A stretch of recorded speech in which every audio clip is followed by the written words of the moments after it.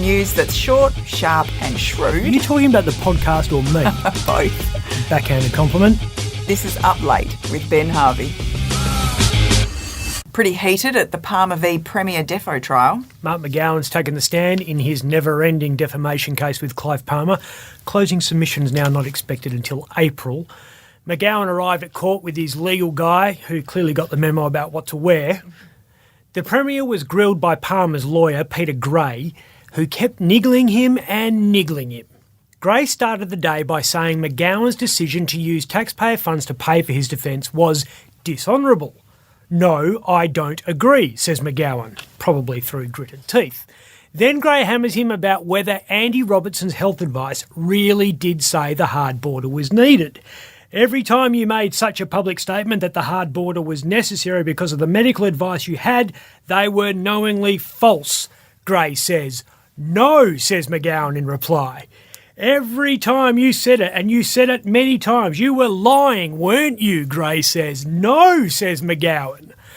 And when the Premier said he called Palmer the biggest loser and a jerk to get him to rethink his decision to sue WA for $30 billion, Gray says, "You must be joking.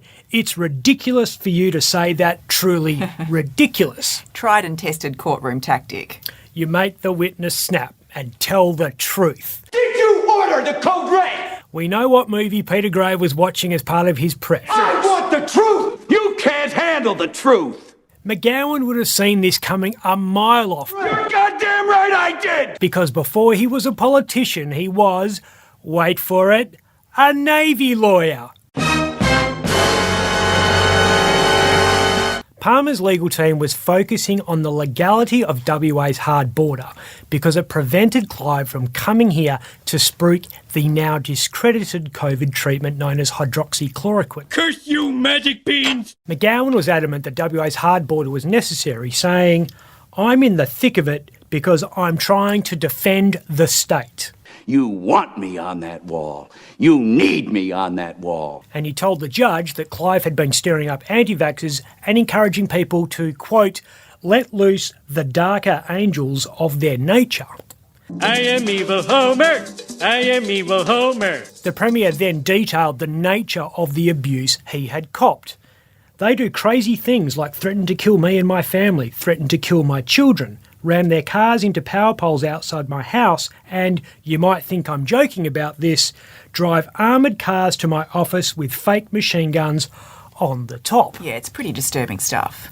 McGowan's probably looking forward to a bit of peace and quiet, which he'll soon get because even though he doesn't need to, he's going to quarantine in a hotel when he comes back to WA. I'm going on a little vacay. That plan has hit a snag because he needs to zoom in for a National Cabinet meeting during the quarantine period, and he can't do that from his hotel. So he was going to have to leave the hotel to go to the government building called Juma House. The Premier said last month that if I can't zoom into that, I'll come out of quarantine with the appropriate PPE. So he was going to address the Prime Minister and fellow Premiers looking like the scientists when ET got sick. Over the weekend, the Premier's office said the Premier will travel in full PPE to Juma House, because that's how much Mark McGowan cares about our health. There goes my hero! But when the government realised how patently ridiculous that was, they backtracked and said he would just wear a mask, like a normal person. You like the Foo Fighters? Everyone likes the Foo Fighters. Dave Grohl and his band are here in November. Hopefully by then we'll have learnt to live with COVID. Well, I think we're doing that right now. Yeah, we're clearly over it. McGowan was banging on about this month being our toughest challenge we have faced, and how it's critical that we all go out and get tested. And this was the scene at testing clinics on Monday. You know what, it's going to be quiet at Garden Island. The new nuclear submarines are going to be based on the East Coast, not here in the West. And West Australians are pissed off about that, taking it as a snub. The decision to base the AUKUS subs on the eastern seaboard, likely at Port Kembla, comes a few months after Canberra decided it would build the next generation boats in South Australia, not at the Henderson Marine Complex south of Perth. Are you miffed? Upset that a bunch of nuclear-powered vessels that Australian Navy commanders have never sailed before, which are prime first strike targets, aren't going to be on our doorstep? Yeah. No, I'm good. If things kick off with Russia or China or North Korea or Syria or whoever, what's going to be the first thing they nuke in this country? Australia's nuclear submarine base. I know this because Matthew Broderick showed me in 1983. You pulled out your old VHS tapes again, haven't you?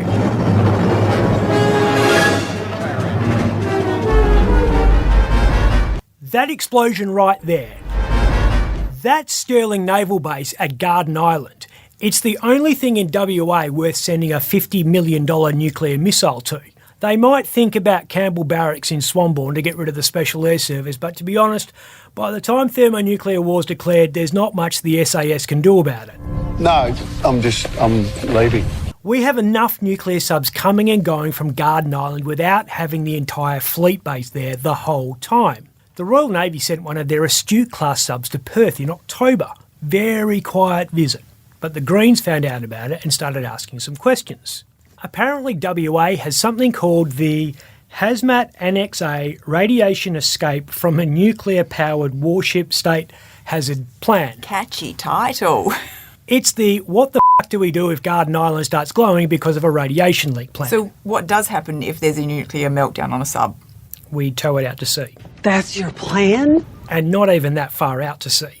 Our Hazmat Annex A Radiation Escape from a Nuclear-Powered Warship State Hazard Plan says we need to tow it 3 nautical miles away. That's barely 1/4 of the distance to Rottnest. So no, I'm pretty relaxed about Australia's nuclear fleet being 4,000 kilometres away. Well, they better hurry up with the subs because the drums of war are beating. Vladimir Putin's finger might not be right on the button at the moment, but it's not far off. He's warned that the no-fly zone would have colossal and catastrophic consequences not only for Europe, but also the whole world. And he said this while surrounded by smiling Aeroflot flight attendants. To Russia's east, Xi Jinping is boosting military spending by 7.1% to $311 billion, which is why Chinese military parades take so long. In comparison, Australia's last federal budget awarded a total of $44.6 billion to defence. Australia's richest person reckons that's not enough. Gina Reinhardt says grossly inadequate defence spending, not only during this government but successive Australian governments, providing our large country with few military aircraft and our many thousands of kilometres of coastlines with few military ships and submarines. She's a saleswoman because a military build-up needs a dickload of... Or surging iron ore prices. We talked about this exact thing a week ago. Here's an ugly truth about the Australian economy. War works for us. Apparently people are finally taking up late seriously. We are being recognised as the serious political scientists that we are. Having to play Biff to Vladimir Zelensky's George McFly and McGowan cockblocks him, bullshit, needs a dickload of... One of Australia's most respected financial commentators, AMP Chief Economist Shane Oliver, has backed the business of war. Shane reckons increased Chinese defence spending means more demand for metals-intensive defence equipment. He says it's all positive for commodity demand, which will boost Australia's national income, which we need because we've got to build more warships, tanks and submarines, because the Chinese are using the iron ore we sell them to build more warships, tanks and submarines. You know all those conspiracies about the industrial military complex? Not so far-fetched. So it's real.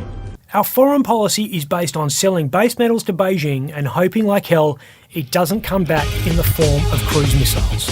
Fingers crossed. I'm Ben Harvey. If you'd like to watch Up Late with me, Ben Harvey, search for The West Australian on YouTube.